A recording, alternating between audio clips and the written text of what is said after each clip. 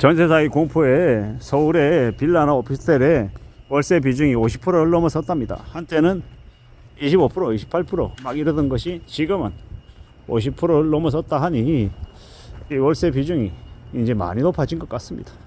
그리고 저 월세 부담이 높아지면 나중에 어느 시점이 되면 또 이 전세가가 또 올라가는 일도 생길 것 같습니다. 근데 그건 시간차가 발생하기 때문에 최소 4년, 6년 그 이상의 시간이 필요한 것 같습니다. 전세계약을 통상적으로 2년을 맺고 2년 이후에 재계약을 하기 때문에 그 정도의 시간이 걸리는 게 아닌가라고 추정해 보는 겁니다. 앞으로 우리가 살아가는 시대에 전세금을 돌려받지 못한다라는 불안 때문에 전세를 겁내는 거죠.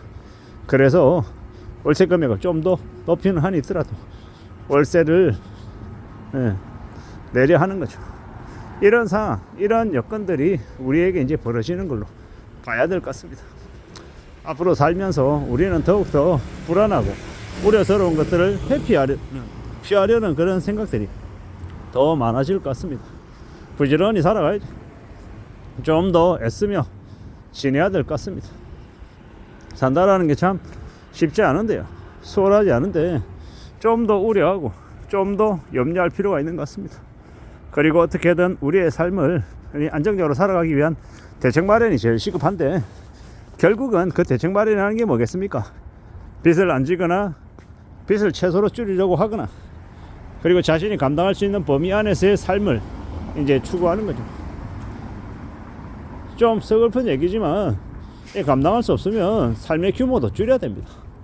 좀 더 외곽으로 나가든지 아니면 평수를 줄이든지 형태를 바꾸든지 그렇게 하지 않으면 더 힘들어지고 더 이제 막막해진다라고 봐야 됩니다. 살아가는 걸 너무 수월하게 너무 쉽게 생각해서는 안 된다라는 거. 그리고 앞으로 점점 우리가 살아가는 이제 삶의 생활 비용도 계속 늘어날 것이기 때문에 더욱더 움츠리고 더욱더 유의하며 살 필요가 있다라는 이야기를 하고 싶은 겁니다. 참 막막하잖아요. 참 두렵고 참 겁나는 일도 많고 아마 앞으로 이 생활고에 시달리는 사람들이 더 많아질 것 같아요. 더 늘어날 것 같다라는 겁니다. 그러하기 때문에 더 조심할 필요가 있겠다라는 더 이제 삶을 잘 좀 들여다봐야 될 것 같습니다. 무서운 일들이 많이 이제 생길 것 같습니다. 좀 대비해야죠. 따져봐야죠. 어떻게든 살아가야 되는데 참 산다라는 게 쉽지만은 않은 것 같습니다. 어떻게 살겠습니까? 어떻게 지내겠습니까? 좀 두고 봐야죠.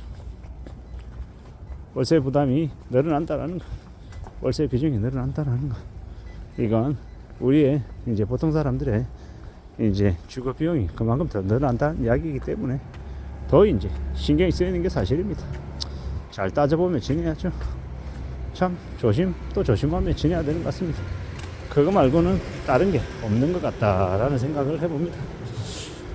어떻게 살아야 될까요? 어떻게 지내야 될까요? 걱정이 많이 되죠. 월세 부담이 늘어난다. 서민들의 주거 비용이 늘어나고 전체 생활비가 이제 더 이제 빡빡해진다. 그렇게 되면 이제 더욱더 지갑을 닫을 수밖에 없을 텐데 그런 이제 이 경제적인 이 삶의 위축이 사람들을 더 이제 힘겹게 하고 더 눈치 보게 만들 텐데 이러한 상황들이 아마 계속될 것 같아서 더 우려스럽죠. 모르긴 몰라도 이제 예전에 비해서 전세를 들어가는 사람들이 많이 줄어들면 그만큼 이제 사는 것도 더 빡세지면 이제 힘든 거죠. 힘든 거죠. 아이 참 서울이라고 하는 곳에서 1인 가구가 이제 월급 200 몇십만 원 받아서 월세 내고 공과금 내고 자기 밥값하고 그러면 남는 게 얼마나 있으려나 라는 생각이 이제 드는 겁니다. 다들 빡빡하게 사는구나. 겉으로 올 땐 다들 부자이고 되게 여유롭고 되게 럭셔리한 것 같은데 현실을 까보면 그렇지 못하더라는 겁니다. 그런 상황들 그런 얘기들을 우리는 들을 때마다 마음이 무겁습니다. 그리고 이놈의 나라가 서민들이 보통 사람들이 살아가기에 되게 빡빡한 것들이 좀 언제쯤이면 나아질 수 있을까? 과연 나아지는 때가 오긴 할까? 라고 생각해 봅니다. 그러면 이 나이 드신 어른들은 그렇게 얘기합니다. 예전에는 지금보다 훨씬 더 먹고 살기 힘들었다. 밥을 굶을 때가 많았다 라고 얘기하십니다. 당장 저희 모친도 그런 얘기를 하죠. 어렸을 때는, 모친이 어렸을 때는 1940년대생이시니까요. 어렸을 때는 그냥 밥 배부리 먹는 게 그게 소원이었다라고 얘기합니다. 배가 고파서 이제 밭에 가서 몰래 무 이렇게 꺼내가지고 먹다가 이제 혼나고 막 그랬답니다. 그럴 정도로 과거의 삶은 되게 힘들었다고 하는데, 그에 비해서는 지금 절대적으로는 그래도 삶의 수준이 낮은 것 같다라고 저희 모친은 항상 말씀하십니다. 감사하며 살아야 된다고, 힘 닿는 대로 열심히 일해야 된다고 얘기하죠.